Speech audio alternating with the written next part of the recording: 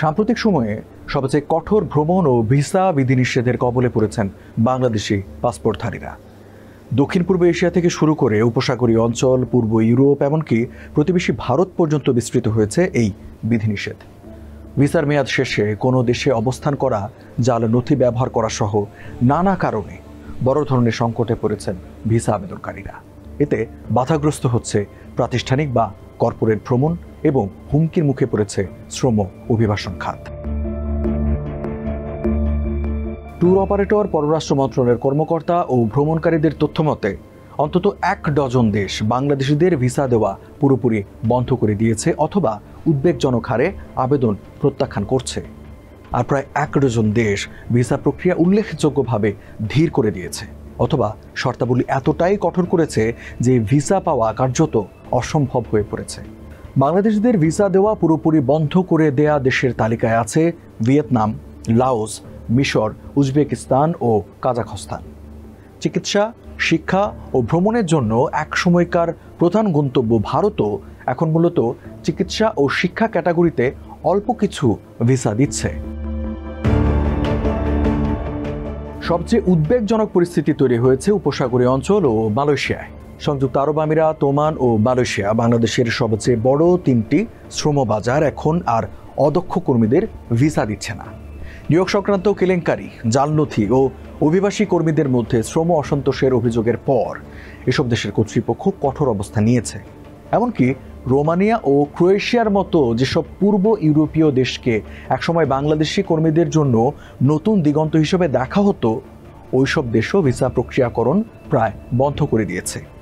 দেশগুলোর অভিযোগ, অভিবাসীরা আসার পরপরই পশ্চিমের ইইউ দেশগুলোতে চলে যায়।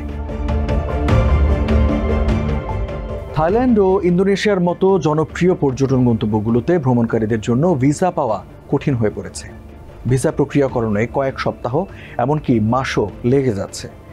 এছাড়া বাড়ছে আবেদন প্রত্যাখ্যানের হারও। একটি বেসরকারি প্রতিষ্ঠানের হিসাব অনুসারে শুধু 2024 সালেই ইউএ সদস্য দেশগুলো 30,000-এর বেশি বাংলাদেশি ভিসার আবেদন প্রত্যাখ্যান করেছে। এবছর সংখ্যাটি আরও বেশি হবে বলে আশঙ্কা করা হচ্ছে। পররাষ্ট্র মন্ত্রণালয়ের দক্ষিণ পূর্ব এশিয়া উইংয়ের একজন ঊর্ধ্বতন কর্মকর্তা নাম না প্রকাশ করার শর্তে টিবিএসকে বলেন, আমরা ভিয়েতনাম, লাওস ও ইন্দোনেশিয়া সহ সংশ্লিষ্ট দেশগুলোর সঙ্গে যোগাযোগ করছি। এটি আমাদের জন্য সর্বোচ্চ অগ্রাধিকারের বিষয়। তবে ভিসা নীতি শিথিল করা একাধিক বিষয়ের উপর নির্ভর করে। এসব দেশ পদ্ধতিগত ও নিরাপত্তা কেন্দ্রিক প্রক্রিয়া অনুসরণ করে। ওই কর্মকর্তা মানব পাচারকে একটি প্রধান উদ্বেগ হিসেবে উল্লেখ করেন। তিনি আরও বলেন, ইন্দোনেশিয়ার ভিসা অন অ্যারাইভাল সুবিধা করোনা মহামারীর কারণে 2021 সাল থেকেই স্থগিত রয়েছে। এটি কোনো নতুন ঘটনা নয়। তবে তিনি স্বীকার করেন, ভিয়েতনাম ও অন্যান্য দেশগুলোকে তাদের ভিসা পরিষেবা ফের চালু করতে রাজি করানোর চেষ্টা চলছে। 2 জুলাই একটি অনুষ্ঠানে প্রধান উপদেষ্টার আন্তর্জাতিক সম্পর্ক বিষয়ক বিশেষ দূত লুৎফে সিদ্দিকী কোনো রাখঢাক না করেই ভিসা না পাওয়া নিয়ে ব্যাখ্যা তুলে ধরে বলেন, বিদেশগামী বাংলাদেশিদের ভিসা জটিলতার অন্যতম প্রধান কারণ জাল সনদপত্র ও ব্যাংক স্টেটমেন্ট। পরে সংযুক্ত আরব আমিরাত সরকারের বরাত দিয়ে লুৎফে সিদ্দিকী জানান, সংযুক্ত আরব আমিরাতে ভিসা বা বসবাসের নিয়ম লঙ্ঘনকারীদের 25% বেশি বাংলাদেশি।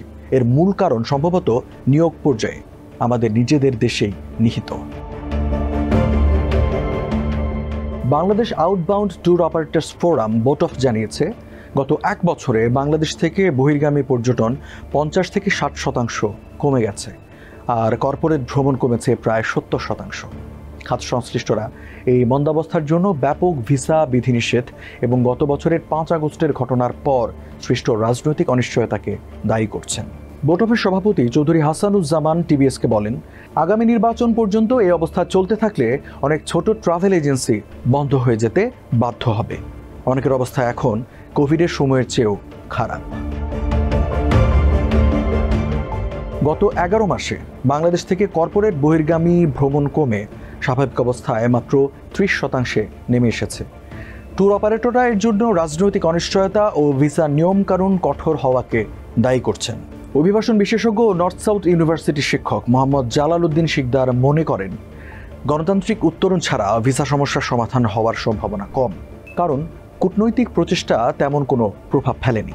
একজন অপারেটর বলেন, শ্রীলঙ্কা ও নেপালের চাহিদা বেড়েছে, কিন্তু টিকিটের দামে আগুন।